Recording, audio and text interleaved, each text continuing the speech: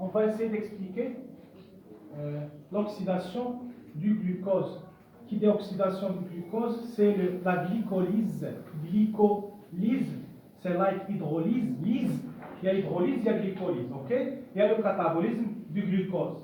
Okay? On va voir que le glucose va être oxydé d'une manière partielle sur des phases.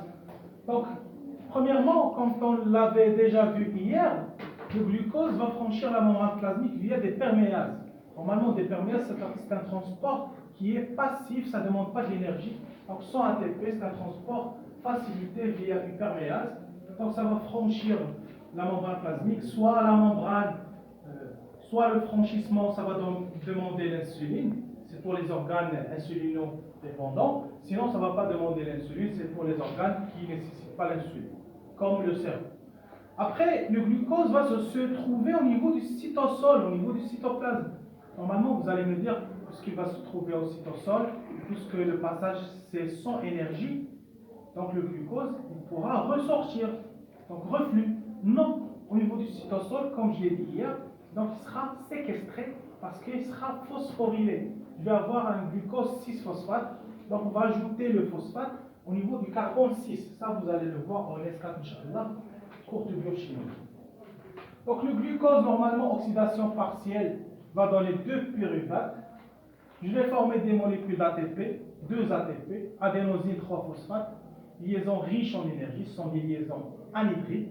Et je vais former également des molécules qui emmagasinent de l'énergie, ou bien des molécules réduites, telles que je vais former 2 NADH, H+, et bien sûr, ces réactions, normalement, la glycolyse, ce sont 10 réactions au niveau du cytoplasme. Voilà, donc bilan énergétique, 2 ATP, 2 NADH, H+, et 2 pyruvates. Ça, c'est au niveau du cytoplasme.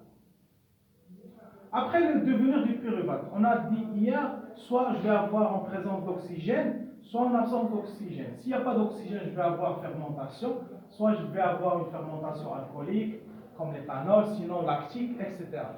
Nous, ce qui nous intéresse, c'est en présence d'oxygène. En présence d'oxygène, je vais avoir une réaction de décarboxylation oxydative du pyruvate. Pourquoi oxydation du pyruvate? Parce que le pyruvate, ça emmagasine encore l'énergie. Donc, je peux encore l'oxyder pour tirer de l'énergie. Voilà. Donc, les deux pyruvates, normalement, tu peux zoomer là. Donc, les deux pyruvates qui émanent de la glycolyse, au niveau de la mitochondrie, normalement, on doit se demander comment le pyruvate, à travers, bien, en départ du cytosol, comment il va arriver au niveau de la mitochondrie. Normalement, il va franchir la membrane externe mitochondriale et la membrane interne mitochondriale. Donc, ce n'est pas votre niveau, je ne peux pas répondre. Donc, il va se retrouver au niveau de la mitochondrie. Normalement, il y a un complexe multi-enzymatique. Vous allez voir ça en escale. Donc, il y aura également une oxydation du pyruvate. Je vais former l'acétyl-CoA et 2 NADH+. Faites attention, là, cette réaction, je ne forme ni ATP, ni GTP. Là, ATP, la GTP, non. Donc, je forme seulement des molécules d'oxydoréduction, le pouvoir réducteur. Ce sont des molécules des donneurs d'électrons.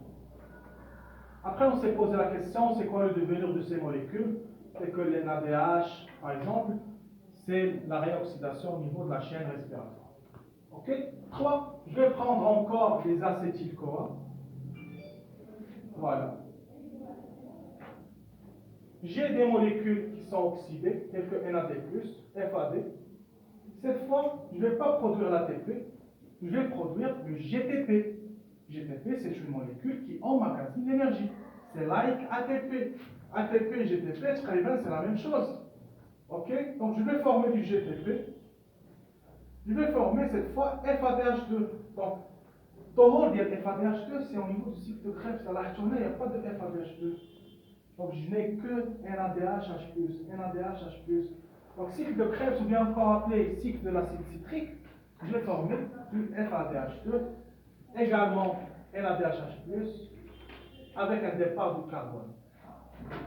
Donc, bilan, je vais avoir 6, 2, 2 GTP.